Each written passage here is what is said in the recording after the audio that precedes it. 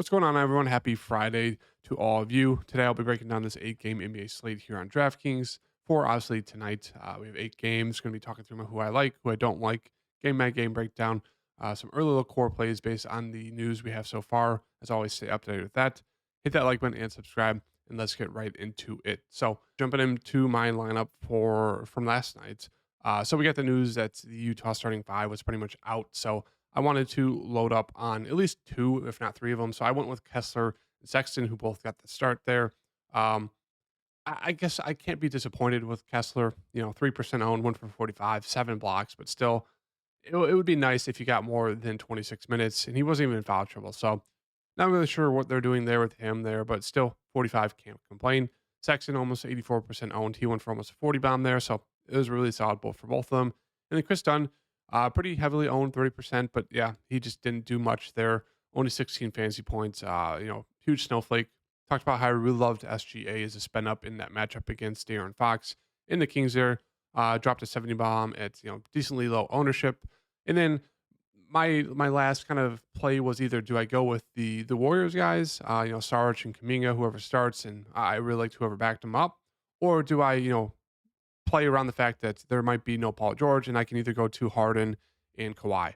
As you can see, unfortunately, I went with the Warriors route, and they were pretty bad. Kuminga was okay there, but Sarge was absolutely brutal.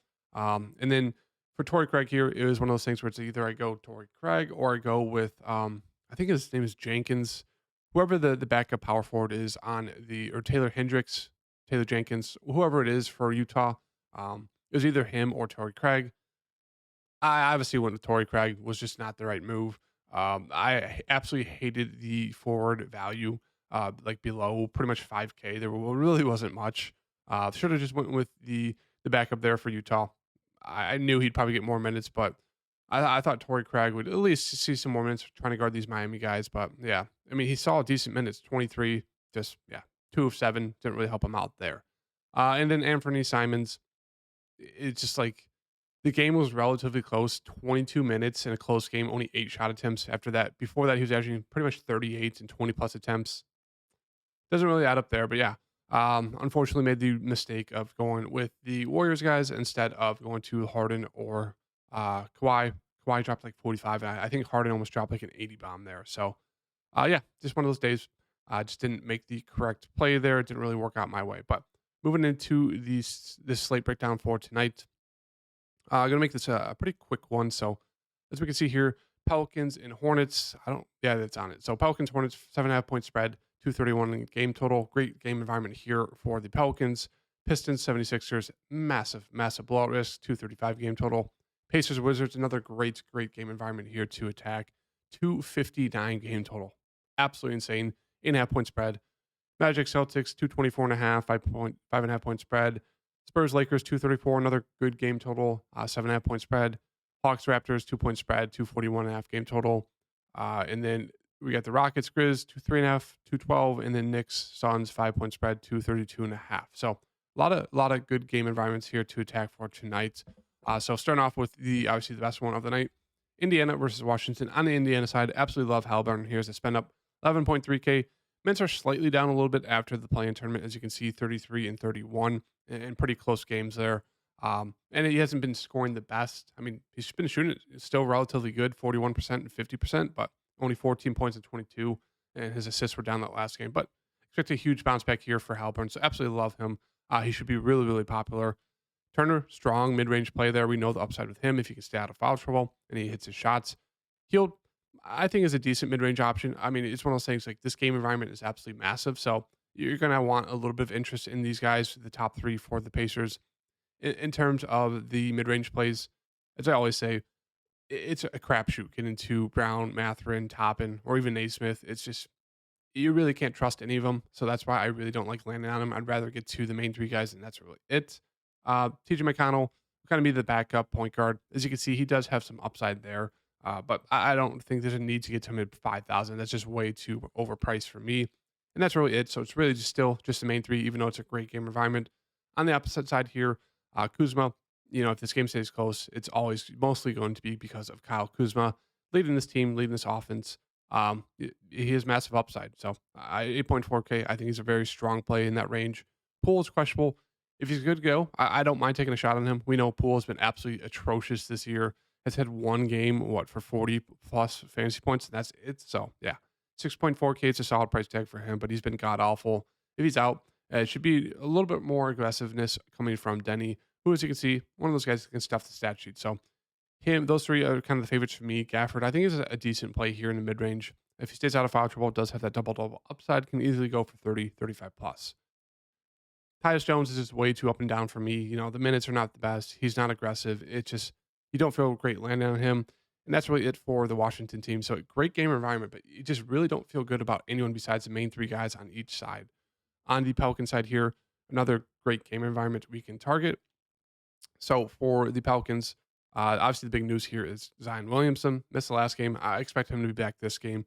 When he's back, really starting four, they're all solid, like secondary options. I don't think really any of them stand out, even though it's a fantastic matchup. If I had to get to one, it would probably be Brandon Ingram. He kind of stands out as like the alpha amongst all of the guys when they're all healthy. Otherwise, they're all kind of priced about right for all the stars being back.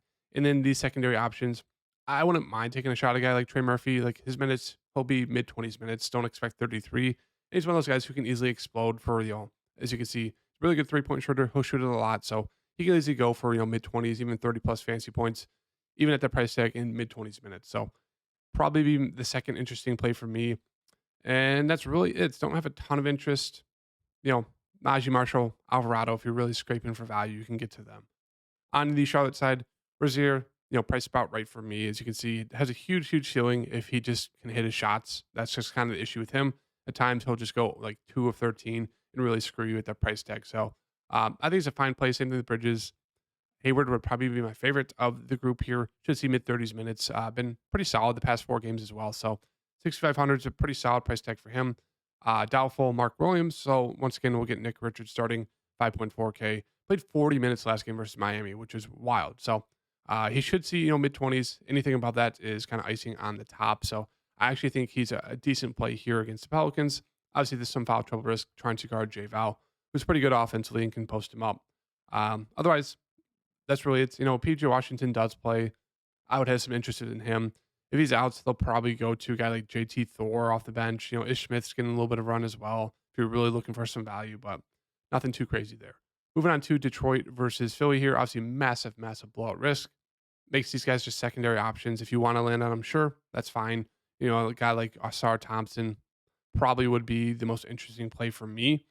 Otherwise, all their minutes are just all over the place. Really hard to trust them. Don't really like many guys on Detroit at all. On the Philly side, obviously, if you think this game stays close, Embiid should go for like 100 points. It's just one of those things. He's been absolutely unreal, and he gets one of the best matchups you could ever ask for in life, going against the 2-20 Detroit Pistons. Maxey, I think, is also a very strong play. Been a little bit more up and down recently, but still, as you can see, he's pretty much averaging 46 fantasy points per game. Fantastic spot here. That's really it. With the game, 16.5 point spread, I think it was really hard to get to anyone else here. They're all just kind of secondary options if you do land on them, but I think there's way better spots. Moving on to Orlando and Boston here. Don't love this. Orlando's defense is still very, very good. Boston's a very, very good team. So it could either be a very gross little scoring game or, Boston blows them out. Maybe Orlando does, but we'll see here. But yeah, with the news here that Fultz might be back, definitely hurts Paolo and Franz a little bit. And their price tags just don't love that for me. That's really it. Don't have a lot to like here for this Magic side. I mean, if you're going to get to the 2 scores, it'd be, Paolo and Franz. If you want the guy off the bench who's going to play a ton, Cole Anthony, but the minutes are kind of all over the place right now.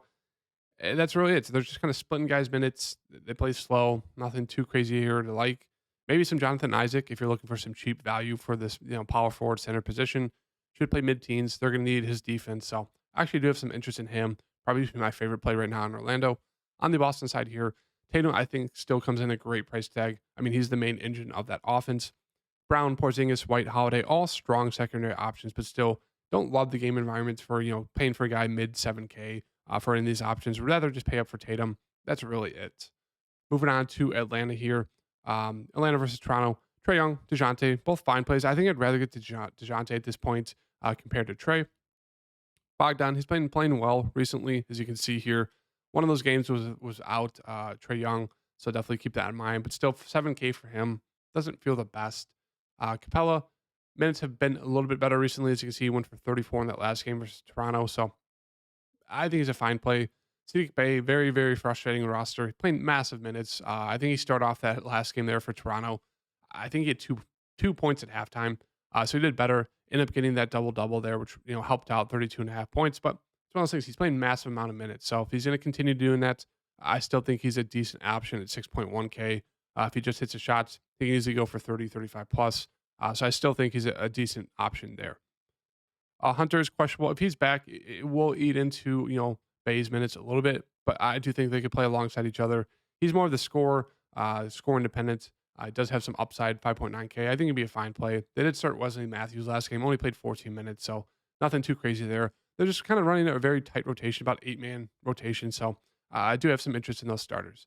On the Toronto side here, Scotty Barnes priced about right, but he's like a Tyrese Maxey play. They both have massive upside. They both look really, really strong. Pascal's been a lot better the past month.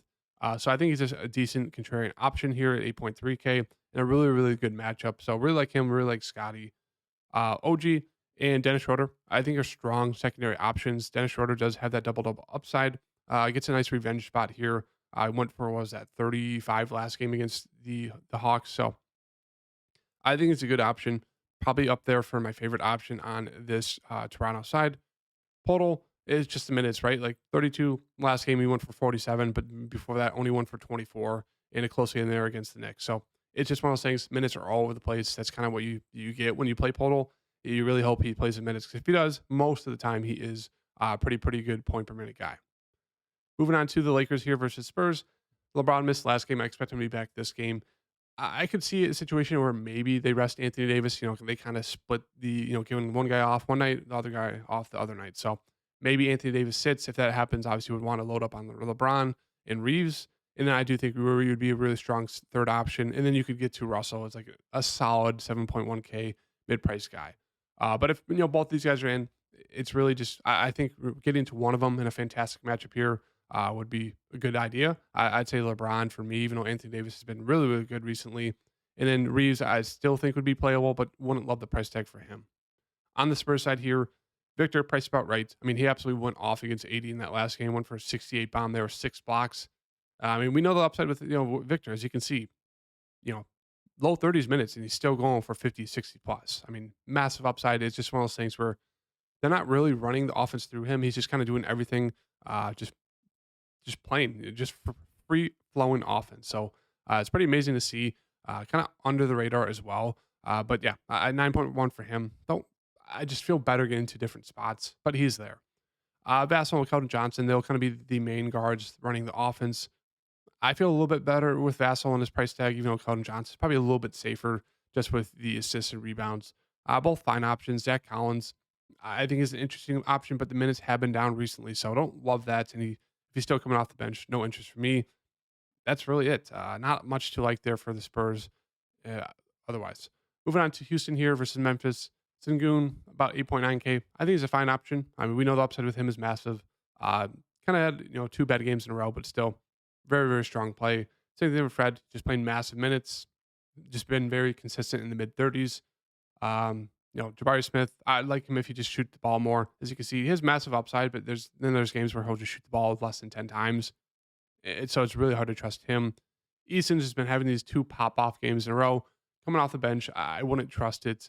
His minutes are not going to be secure and guaranteed like that, even though he's going off. And that's really it. I mean, not a ton to like here for the Rockets besides pretty much the main 2 guys for me. Moving on to Memphis here. Big news here is Bane. If he's good to go, I do really like him. But obviously that onus is a question mark for him. Triple J, 8.5K. Played massive minutes with no Bane. Went for a 65 bomb there. So if there's no Bane, once again, Triple J looks like a really, really strong play. He should shoot the ball a ton. And I would expect Santi to step up.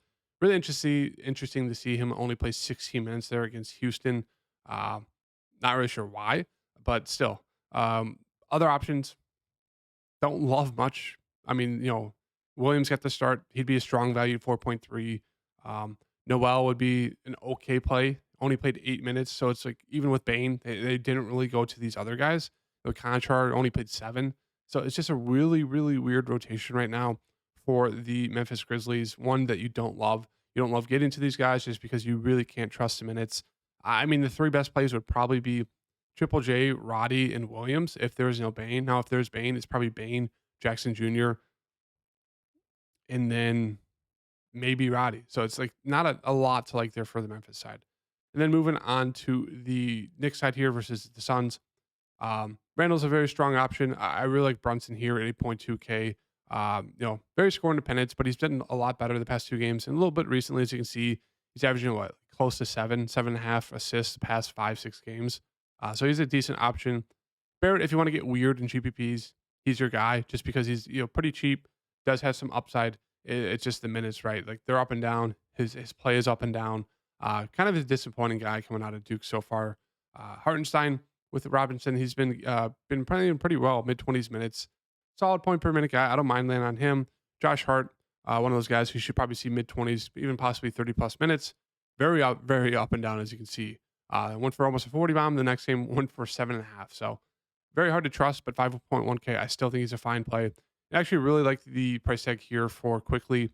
Minutes haven't been the best recently, kind of averaging around 20 minutes, but they're going to need his offense here against the Suns. So I actually do like taking a shot on him.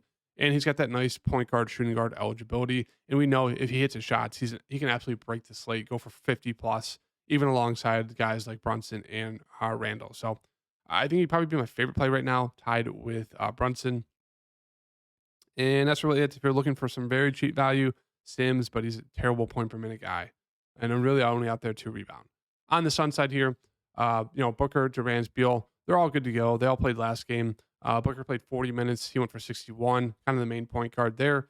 Beal, kind of shooting guard, played 34. As you can see, I feel like he's going to be the most score independent. And then Durant, 38, went for 46. So it's going to be, Booker's team followed by Durant. So they're kind of going to be splitting ways.